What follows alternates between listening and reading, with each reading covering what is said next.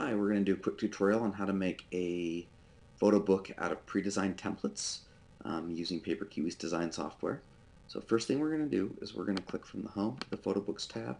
We're going to click on Create New, and we're going to choose the 8x8 photo book. And you can use any size. You just have to make sure your pages are designed that size. I'm going to start with an empty book.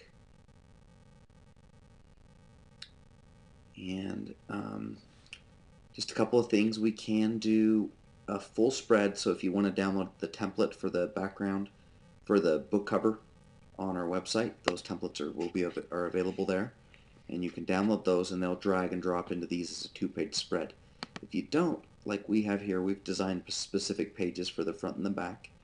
We are going to just drag those individual pages in. So first thing that we're going to do is we're going to drag in the cover is always on the right, the front. We're going to make that a single page background. We're going to go to the back and make that a single page background. And then I always am going to try and make the spine something that matches. So I can either choose a piece of paper. I've got some page backgrounds over here that I think might match. Or if I don't have something in their software, I can actually pull in anything. I could go to my computer and say, I want to pull any piece of paper that my computer has and pull that in. So I am just going to use their backdrop, and I'm going to have to scoot over the back to get rid of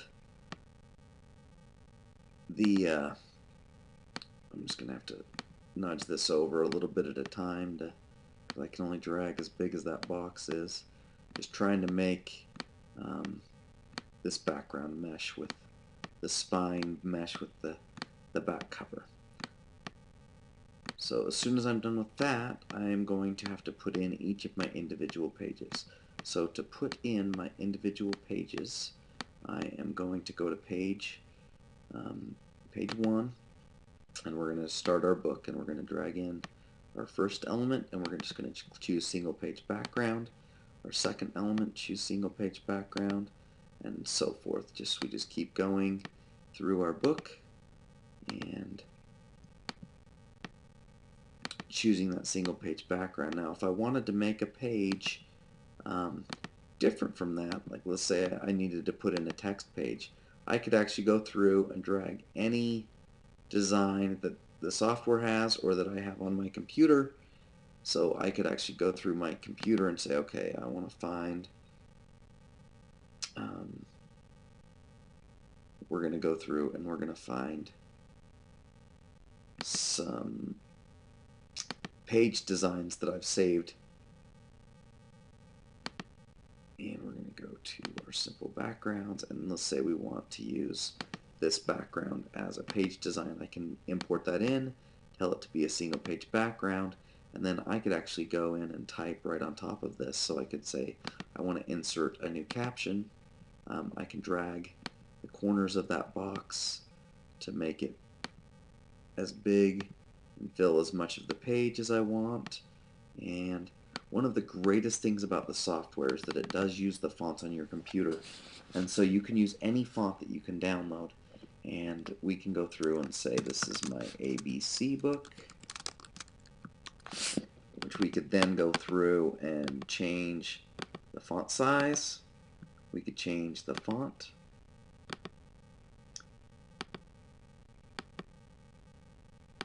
We can choose the font that we like, and as soon as we have the font that we like and our book is done, we can click on Send to Paper Kiwi. It's going to give you any warnings if you had a low-res page, a low-resolution page, or if you were missing an image, or if you put a text box and you didn't type anything in, you wouldn't want it to say type text here. So we're going to then click Proceed with Printing as soon as we get to where we want to. It's going to then create a PDF where I can actually view the cover and I can view the book. You have to remember that when you're doing these books, there's always a little bit of a bleed, and so it shows you in the PDF where the bleed is going to be, and also where the cover is going to wrap around the edge, and it does those with crop marks. And I'll pull those up and show those to you here real quick.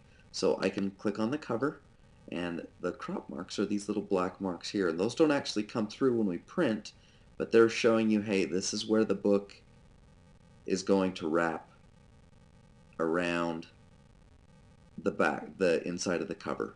So anything outside of those crop marks you'll be able to see. Inside of those crop marks you might not be able to see. So as soon as we're done, we've looked at that, we could then look at the pages. We're going to check the pages to make sure nothing's getting cut off. It's showing us crop marks here just for bleed. We usually don't cut off quite as much as it shows, but we always tell you to stay within that bleed. And as we go through the pages, we want to make sure nothing's misspelled. We don't want anything missing because this is basically the last time you're going to see the file before you get your book. So as soon as you've gone through your book, you're going to close that. You're going to click that I have examined the proof and that everything is correct. You're going to click on continue, and then it's going to send that file to us through an FTP server, and this is all happening in the background. And when it's done, it's going to take you to the shopping cart where you can then check out, apply any coupon codes that you might have, or adapt the book. So let's say you wanted to choose a different color style, you could put some special instructions telling us what you wanted us to do special, and as soon as you're done with that, you check out, and we're going to print your book and get that shipped out to you as quick as we can. Thanks so much for visiting this tutorial, and we hope that it does everything that you need.